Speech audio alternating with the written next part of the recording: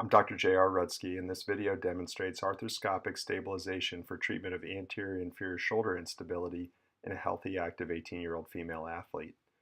The patient's MRI seen here demonstrates a clear tear of the anterior labrum which correlates with her symptoms, as well as a Hill-Sachs lesion or divot in the back of the humeral head with edema from prior dislocations. We begin the procedure with a high-definition fiber optic video camera seen here placed through a posterior portal.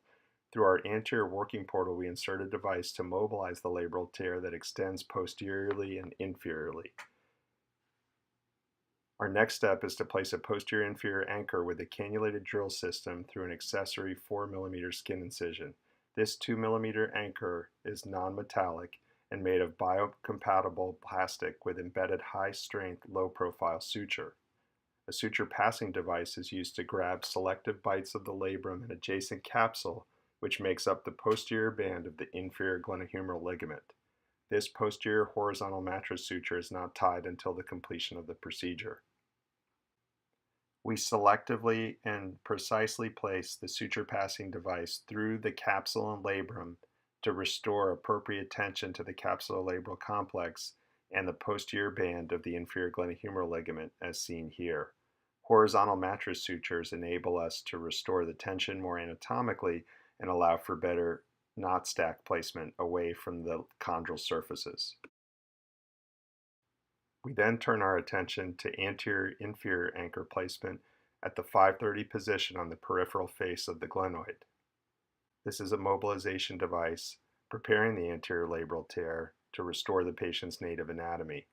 One can see the anterior band of the inferior glenohumeral ligament and its confluence with the anterior labrum.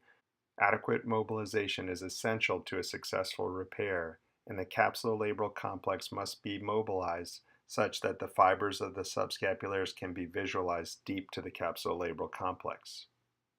Again, the anchor is placed, a 2mm biocompatible plastic with embedded high-strength, low-profile suture, and selective bites of tissue are taken with a suture passing device to restore the native anatomy of the capsulolabral complex. We prefer horizontal mattress sutures with knots carefully placed away from the articular surface.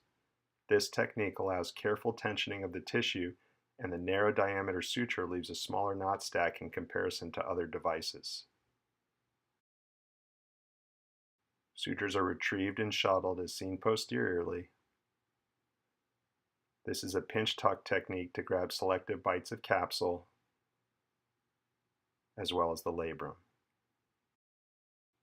Our goal in this portion of the procedure is to perform an anatomic repair by shifting the capsulolabral complex from south to north, or inferior to superior, and from west to east, or lateral to medial. A knot pusher is used to set the tension, restoring the anterior band of the inferior glenohumeral ligament and the capsulolabral complex. The process is then repeated for 2 additional anchors, moving up to 3 o'clock on the glenoid face. Care is taken to not extend the repair above 3 o'clock or too far superiorly, as this risks over-constraining the shoulder. Again, selective bites of capsule and labrum are taken to restore appropriate tension and repair the capsulolabral complex anatomically.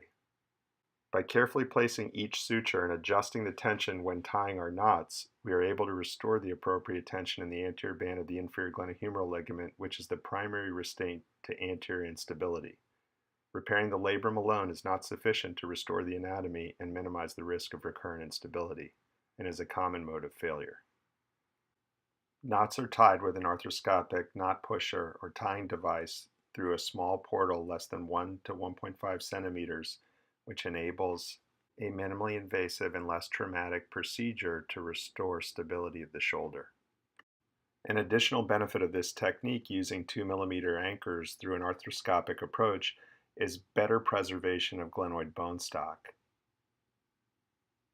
By reducing the volume of anchors placed in the glenoid, bone is preserved and there's a decreased risk of subsequent post-traumatic fracture through previously placed anchor holes.